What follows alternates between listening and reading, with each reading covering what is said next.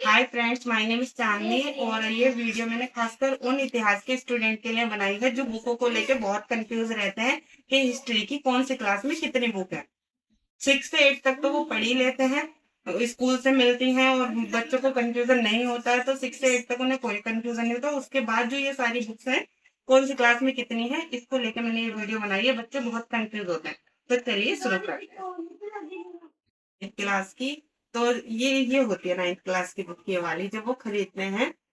भारत और समकालीन विश्व विश्व वन, ठीक है, कक्षा 9 के लिए इतिहास की पाठ्य पुस्तक। जो ये खरीदते हैं वो पहली बार बच्चे, तो वो इसको लेने के बाद उन्हें पता चलता है कि ये भाग वन पढ़ा है, यानी यहाँ पे लिखा है विश्व वन, तो वो इस बुक को ले लेते हैं। घर जाने के बाद उनको ये पता चलता है कि अरे इसके शायद 2 पार्ट और हैं, 2 पार्ट है।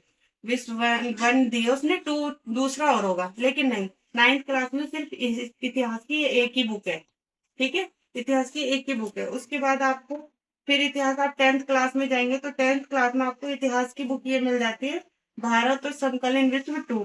तो जब बच्चे घर कोर्स ले आते हैं उसके बाद उनको ये पता चलता है कि अरे ये तो विश्व टू है, यानी ये भाग टू है, तो भाग एक और भी होगा इसका। नहीं, ऐसा कुछ नहीं है। जो आपने 9th क्लास में जो विश्व वन पढ़ा था वो इसका भाग एक पढ़ लिया था, और इसका दूसरा पार्ट नहीं है। और जब आप 10th क्लास में इसको पढ़ रहे हैं तो इसका वन नहीं है, वन आप 9th में पढ़िए, टू ही मिलेगा इसका। तो ये 2 पार्ट पढ़ोगे तो इसका कोई वन नहीं है, कंफ्यूजन ना हो, एक ही बुक है। 10th में भी एक ही बुक है और 9th में भी एक ही बुक है, हिस्ट्री की यानी इतिहास की। आप भाग वन पढ़ लेंगे भारतीय इतिहास का, और 10th क्लास में आप भाग टू पढ़ेंगे भारतीय इतिहास का। तो ये मत सोचिएगा आप 10th क्लास की इतिहास की बुक लाए हिस्ट्री की तो सोचे इसका भाग वन रह गया। नहीं, आप भाग टू पढ़ रहे हैं, ठीक है ना। इसका भाग वन है और 9th का भाग टू है। एक ही बुक इतिहास की आपकी 9th क्लास की है, और एक ही बुक आपकी 10th क्लास की इतिहास की यानी हिस्ट्री की। 11th क्लास में जाएंगे तो 11th क्लास में आपको इतिहास की 2 बुक मिलेंगी, सिर्फ भाग वन और भाग टू।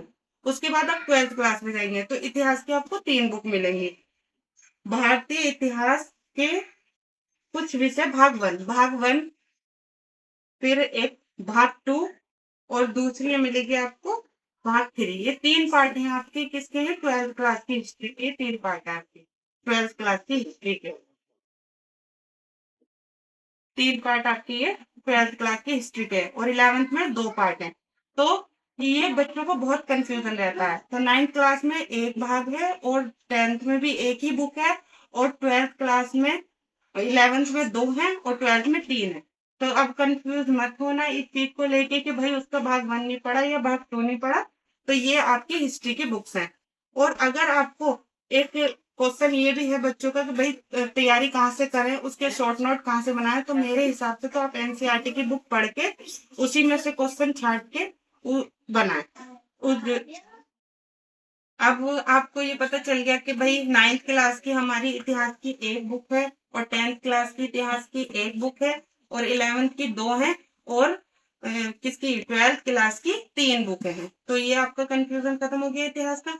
और एक क्वेश्चन बच्चों का ये भी है कि भाई इतिहास की तैयारी कौन सी बुक से करें, तो सबसे बेस्ट रहेगा अगर आपको पेपर में अच्छे मार्क्स लाने तो एनसीईआरटी की बुक से तैयारी करें। इसके अंदर से ही सारे क्वेश्चन पुटअप होते हैं, और इसी के अंदर आपको क्वेश्चन के साथ आंसर भी मिल जाएंगे, कोई कुंजी या कोई गाइड लेने की जरूरत नहीं है।